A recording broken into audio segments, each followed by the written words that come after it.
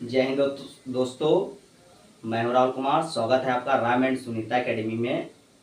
पिछले वीडियो में हमने बात की थी money and types of money. वहाँ पे मनी बताया मैंने, बार्टर सिस्टम बताया, टाइप्स ऑफ मनी बताया, प्लास्टिक मनी क्या होता है, हॉट मनी क्या होता है, हार्ड मनी क्या होता है, सॉफ्ट मनी क्या होता है, क्रिप्टो करेंसी क्या होता है। इन सब चीज़ों की मैंने बात जो है पिछले वीडियो में की थी। आज का जो हमारा टॉपिक है वो है इन्फ्लेशन। आज का जो टॉपिक है वो हमारा है इन्फ्लेशन। इन्फ्लेशन का मतलब होता है महंगाई या मुद्रास्फीति। क्या होता है? महंगाई या मुद्रास्फीति। अब देखते हैं कि इसमें क्या होता है। इसमें सबसे पहले पॉइंट बनाएंगे कि रेगुलर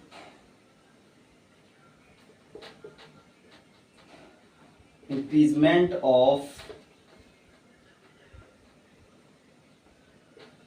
गुड्स एंड सर्विसेज। क्या करेंगे इसमें? क्या वस्तु एंड सेवाओं की कीमत जब लगातार बढ़ती है तब क्या होता है? इन्फ्लेशन। तब क्या आती है? महंगाई। इसीलिए यहाँ पे लिखा हमने regular increment of goods and services common daily use. इसके आगे लिख लो ऑफ कॉमन डेली यूज। क्या होता है? वस्तु एवं सेवाओं की कीमत जब लगातार बढ़ती है तब होता है हमारा इन्फ्लेशन। जैसे कि हमारा क्या हुआ? ट्रांसपोर्ट हुआ। मान लो किराया बढ़ गया, या मान लो पेट्रोल के दाम बढ़ गए, कपड़ों के दाम बढ़ गए, सब्जियों के दाम बढ़ गए, और कई चीज़ें जिनके दाम बढ़ गए, तब क्या होता है? इन्फ्लेशन। अब आप एग्जाम्पल में समझो कि महंगाई क्या होता है। यहाँ पे ये एक एग्जाम्पल बता रहे हैं डेली लाइफ में। मान लो ये क्या है? ये है मेरा मार्कर। ठीक, ये क्या है? ये है मार्कर। और ये क्या है? ये है डस्टर। अब मान लो कि आज क्या है? आज अपना है 2023। मान लो कि 2015 में ये मेरा जो डस्टर प्लस मार्कर ये कितने रुपए का मिलता होगा? मान लो 2015 में जो मेरा डस्टर और प्लस मार्कर ये कितने रुपए का मिलता है? ये मिलता है 50 रुपए का। आज क्या है? आज 2023 में, आज 2023 में सिर्फ डस्टर, जो डस्टर है वो कितने रुपए का मिल रहा है? वो मिल रहा है 50 रुपए का। तो क्या हुआ? अब महंगाई 2015 से 2013 में क्या हुई? महंगाई ज्यादा हुई। इसी को हम लोग बोलते हैं इन्फ्लेशन। इसी को हम लोग बोलते हैं मुद्रास्फीति। बड़ी आराम से, बड़ी प्यार से समझिएगा। कोचिंग ना समझ में आए कमेंट में जरूर मेंशन कीजिएगा। क्या होता है कि 2015 में 50 रुपए में हमको डस्टर और मार्कर दोनों मिल रहे थे, मगर 2023 में उसी 50 रुपए में हमको क्या मिल रहा है? सिर्फ डस्टर मिल रहा है। क्या मिल रहा है? डस्टर मिल रहा है। अब महंगाई समझ लो क्या होता है। आप समझ लो इसे पेन है, ये मेरा क्या है? ये मार्कर है, मार्कर पेन है। ये मार्कर पेन 10 रुपए का मिल रहा है। ठीक, मान लो कल ये कितने का हो जाए? 12 रुपए का। तब क्या इन्फ्लेशन होगा? तब इन्फ्लेशन नहीं होगा। इन्फ्लेशन का मतलब होता है prices increase multiple things at a once. कि एक बार में कई चीजों के दाम बढ़ जाएं तब क्या होता है? तब होता है इन्फ्लेशन। तब हमारी होती है महंगाई, तब हमारी होती है मुद्रास्फीति। कि एक ही बार में कई चीजों के दाम बढ़ जाएं। मान लो कल पेट्रोल के भी दाम बढ़ गए, कल कापी किताबों के भी दाम बढ़ गए, कल जो रोडवेज का किराया है वो बढ़ गया, कल ट्रेन का किराया बढ़ गया, एंड मनी अदर्स थिंग्स जिनका हर महंगाई हो गई, तब क्या होगा? हमारा इन्फ्लेशन। तो यहां से हम दूसरा पॉइंट डालेंगे। यहां से हम नीचे दूसरा आप पॉइंट डालोगे कि prices increase multiple things at once. एक बार में कई चीजों की प्राइस बढ़ जाए तब क्या होगा? हमारा इन्फ्लेशन होगा। देखिए इन्फ्लेशन को कंट्रोल कौन करता है?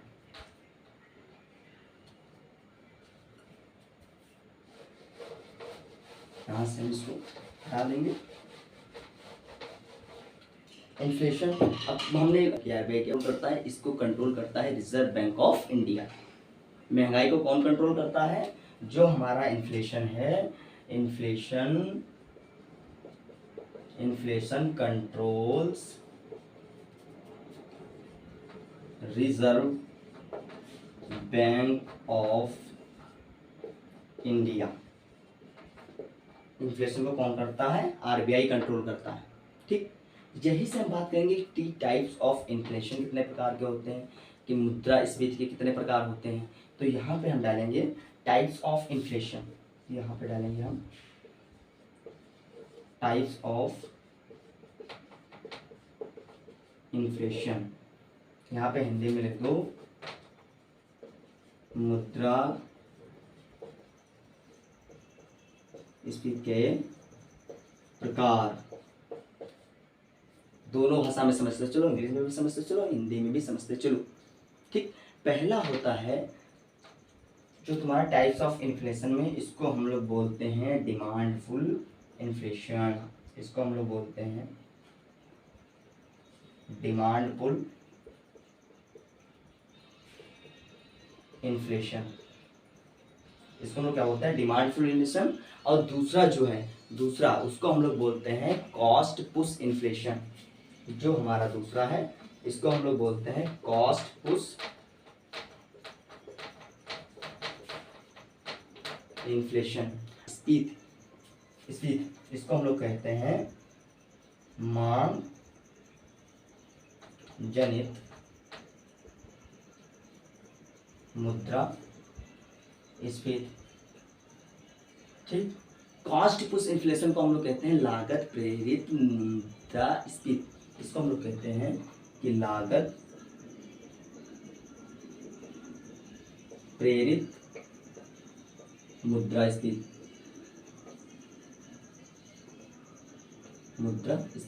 ये क्या होता है, ये होता है टाइप्स ऑफ इन्फ्लेशन। ठीक, इसमें क्या होता है, डिमांडफुल इन्फ्लेशन में क्या होता है कि टोटल जो डिमांड होती है वो ज़्यादा होती है टोटल सप्लाई से। क्या, जो तुम्हारा डिमांडफुल इन्फ्लेशन होता है, इसमें टोटल जो तुम्हारी डिमांड होती है, वो जो टोटल डिमांड होती है वो ज़्यादा होती है टोटल सप्लाई से। ठीक, इसके बाद हम आ जाते हैं on the basis of speed of inflation, कि स्पीड के आधार पर मुद्रास्फीति कितने प्रकार होते हैं, कि स्पीड के आधार पर इन्फ्लेशन कितने प्रकार का होते हैं। ठीक, अब इसको हम यहाँ से हटा देंगे। अब यहाँ पे हम डालेंगे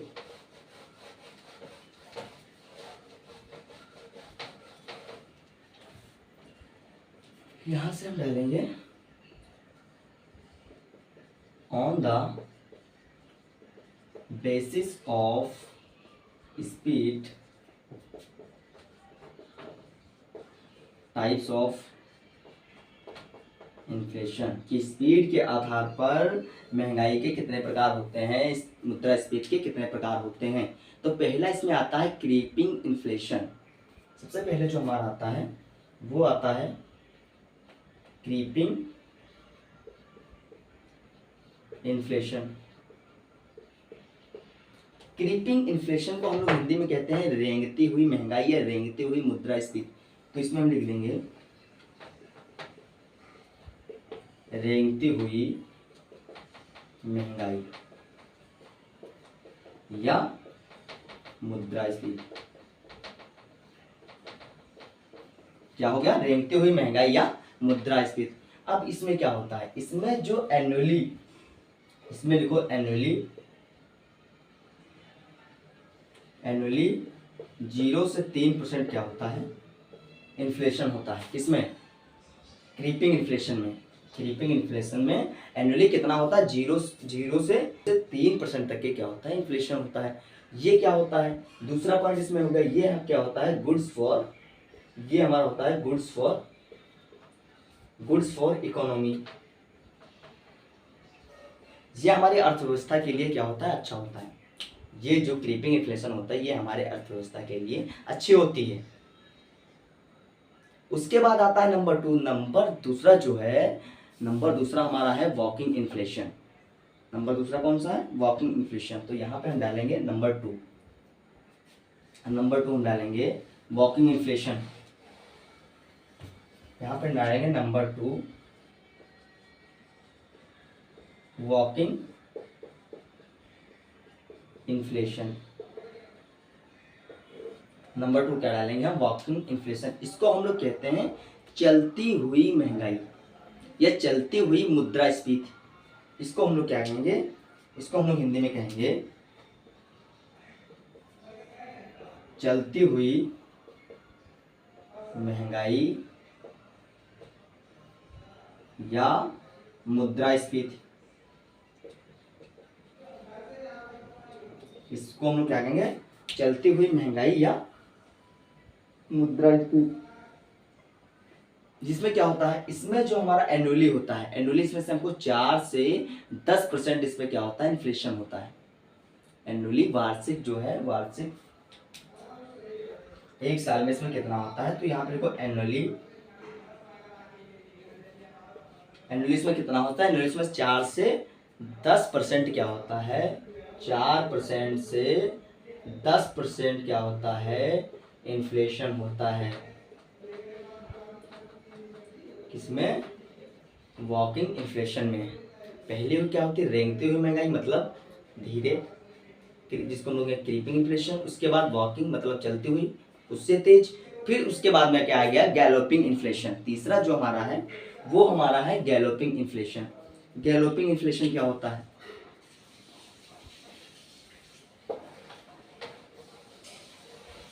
फिर हमारा तीसरा जो है, जो तीसरे नंबर पे है, ये हमारा है गैलोपिंग इन्फ्लेशन। इसको हम लोग क्या कहते हैं? इसको हम लोग कहते हैं दौड़ती हुई महंगाई या दौड़ती हुई मुद्रास्फीति। इसको हम लोग कहते हैं दौड़ती हुई महंगाई या मुद्रास्फीति।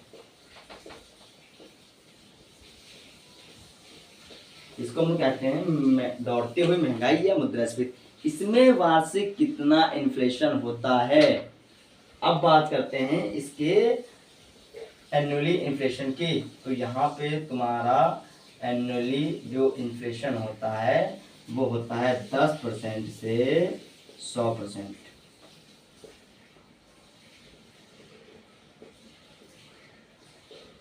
क्या होता है? इन्फ्लेशन 10% से 100%। यहाँ पे क्या होता है? इन्फ्लेशन होता है। इसका सबसे बेस्ट एग्जाम्पल है Sri Lanka.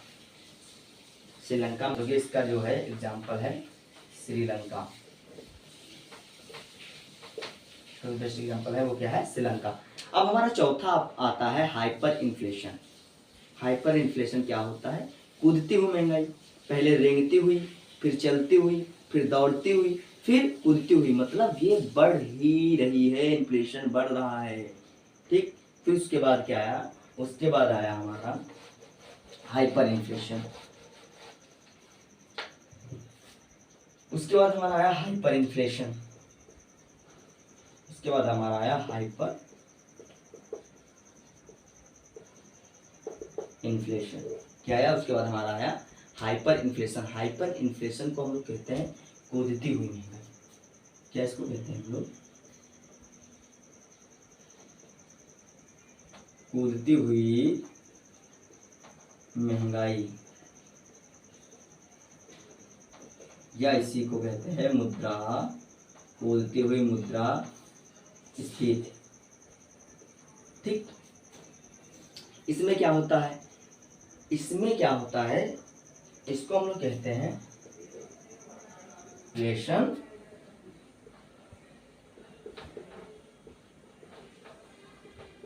when inflation increase more than 3 points annually। जब महंगाई वार्षिक रूप से 3 अंक से अधिक हो जाए तब हमारा क्या होता है? Hyper inflation. इसका सबसे अच्छा एग्जाम्पल है वेनेजुला एंड जर्मनी। ठीक। तो यहाँ पे इसको हिंदी में भी लिख दो। जब महंगाई जब महंगाई वार्षिक जब महंगाई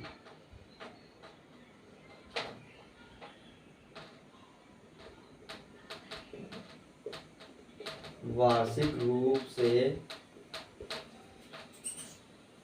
3 अंक अधिक हो जाए तब हमारा क्या होता है, तो हमारा होता है हाइपर इन्फ्लेशन। इसका एग्जाम्पल क्या होगा, इसका सबसे बेस्ट जो एग्जाम्पल होगा, सबसे बेस्ट उदाहरण होगा वो होगा हमारा Venezuela and Germany.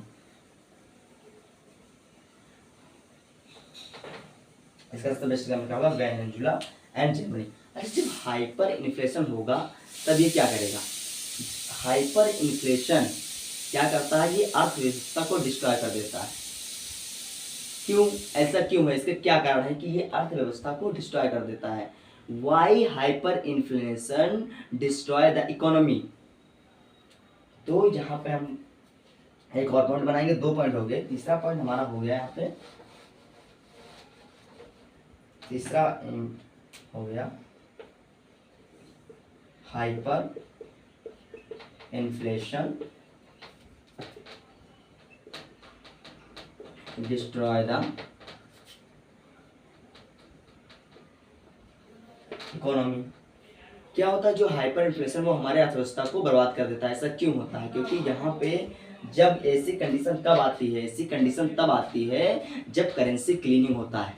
Currency cleaning का मतलब होता है जब अत्यधिक मात्रा में मुद्रा को छाप दिया जाता है। जब अत्यधिक मात्रा में मुद्रा की छपाई हो जाती है, सीधी सीधी सरल भाषा में कहने का मतलब है जब बैंक अत्यधिक नोटों को छाप देता है, जरूरत से ज्यादा नोटों को छाप देता है, उस केस में क्या होता है, हाइपर इन्फ्लेशन होता है। उस केस में क्या होता है, हाइपर इन्फ्लेशन होता है। तो इसका क्या होगा, इसका जो कॉज होगा, इसका जो कारण होगा वो होगा तुम्हारी करेंसी क्लीनिंग। इसका जो कॉज होगा, इसका जो कारण होगा वो तुम्हारा क्या होगा, इसका जो कारण होगा वो तुम्हारा होगा करेंसी क्लीनिंग। यहाँ हिंदी में लिखो अत्यधिक मात्रा में मुद्रा की छपाई। जब अत्यधिक मात्रा में मुद्रा की छपाई कर देते हैं, जब अत्यधिक मात्रा में बैंक मुद्रा की छपाई कर देता है, जैसे मान लो अपने यहाँ का जो बैंक है वो आरबीआई है, वो एकदम से अनलिमिटेड रुपया छाप दे, तो क्या हो जाएगा, वहां पे हाइपर इन्फ्लेशन हो जाएगा। अच्छा, आप लोग कई बार ये सोचते होंगे कि हमारे देश में मान लो गरीबी है, तो हम लोग ज्यादा अगर नोट छाप दे तो क्या गरीबी चली जाएगी? ऐसा कुछ नहीं है। अगर आरबीआई, अगर रिजर्व बैंक ऑफ इंडिया अगर अधिक मात्रा में नोट छाप देगा, अगर वो करेंसी क्लीनिंग कर देगा, इस केस में क्या हो जाएगा, जो हमारे कंट्री की जीडीपी है वो क्या हो जाएगी, गिर जाएगी। मान लो आज एक मार्कर हम जब लेने जाते हैं, एक मार्कर 30 रुपये में लेते हैं, मगर जब हाइपर इन्फ्लेशन हो जाएगा, जब अत्यधिक मात्रा में रुपए छाप दिए जाएंगे, उस केस में क्या होगा, जो एक ये मार्कर जो हम 30 रुपये में लेने जाते थे, यही 300 रुपये में मिलेगा। अब मान लो अगर आज बाइक हम 70-80 हज़ार में खरीद लेते हैं, अगर यहाँ पे अत्यधिक मात्रा में मुद्रा को छाप दिया जाएगा, तब क्या होगा, हम एक बाइक को लेने के लिए हमको 1 बोरे रुपए ले जाना पड़ेगा। तो ये तो बड़ा कठिन काम हो जाएगा। बाइक, कोई छोटी चीज को खरीदने के लिए हम लोग इतना बड़ा अमाउंट लिए जा रहे हैं, मतलब बोरे में रुपए लिए जा रहे हैं। अभी से अगर कार खरीदनी होगी तो हमको लगता है कि वहाँ पे जो है 4 व्हीलर मंगानी पड़ेगी रुपये भरने के लिए। तो यहाँ पे कोई भी बैंक अत्यधिक मात्रा में रुपया जब छाप देता है, उस केस में क्या होता है, हाइपर इन्फ्लेशन में होता है, हाइपर इन्फ्लेशन होता है। इसीलिए अगर इंडिया ज़्यादा रुपये छाप देगा तो अपने यहाँ की क्या होगी, वो जीडीपी जो है। तो जो टाइप्स ऑफ जो मैंने इन्फ्लेशन बताया था वहाँ पे उसका एक टाइप छूट गया, उसके बारे में मैंने बताया, जिसका नाम है cost push inflation. Cost push inflation डालेंगे, cost push inflation.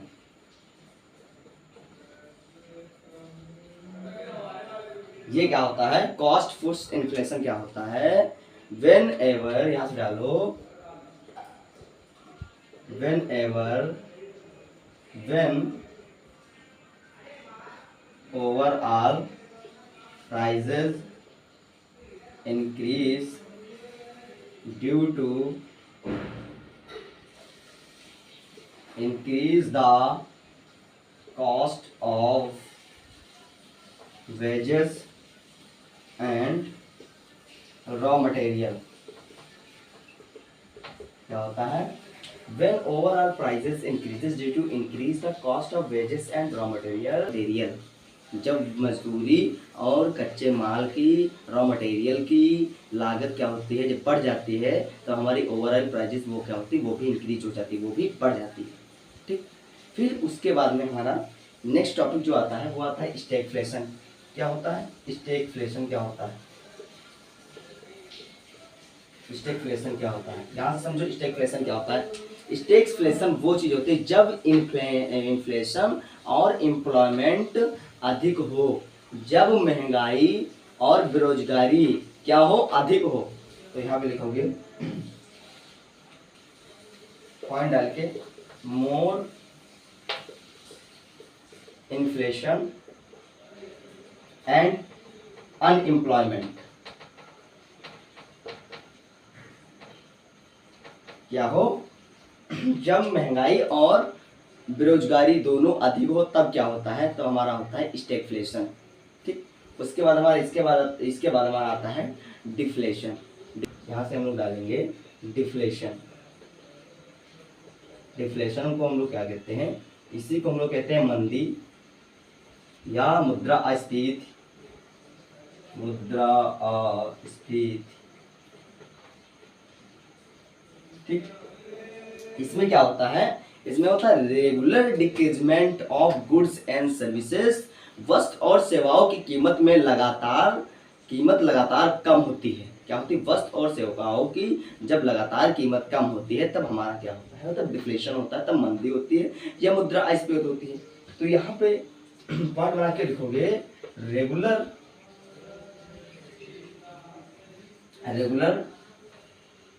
Decreasement of, क्या हो डालोगे यहाँ पे, regular decreasement of goods and services. यहाँ पे क्या डालोगे, regular decreasement of good and services.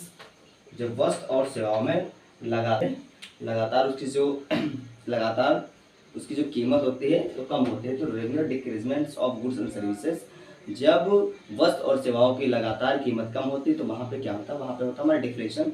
अब यहाँ पे डिफ्लेशन में क्या होता है, जो टोटल सप्लाई होती है वो ज़्यादा होती है टोटल डिमांड से। तो यहाँ पे लिखोगे जो तुम्हारी टोटल सप्लाई होती है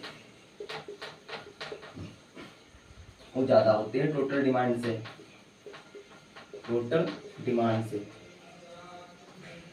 अब यहाँ पे क्या होता है, मंदी कब होती है भाई, मंदी कब होती है, ज़्यादा सप्लाई होती है, डिमांड कब है। अब मान लो अभी बाजार में बहुत सारे आलू आ जाए एकदम से, बाजार में बहुत सारे टन आलू आ जाए, बहुत सारे टन आलू आ जाए और उसकी डिमांड कम हो तो मंदी हो जाएगी, क्योंकि उसका प्रॉपर उसकी जो है उसकी सप्लाई नहीं होगी, तब क्या हो जाएगी, मंदी आ जाएगी। भाई भी कोई चीज़ हो वो अधिक हो जाए, टोटल सप्लाई जो है वो ज़्यादा हो जाए टोटल डिमांड से, आपका डिफ्लेशन। इसी के साथ ये वीडियो यहाँ पे एंड होता है। नेक्स्ट जो हमारा टॉपिक होगा वो होगा हमारी मॉनेटरी पॉलिसी। जय हिंद, जय भारत।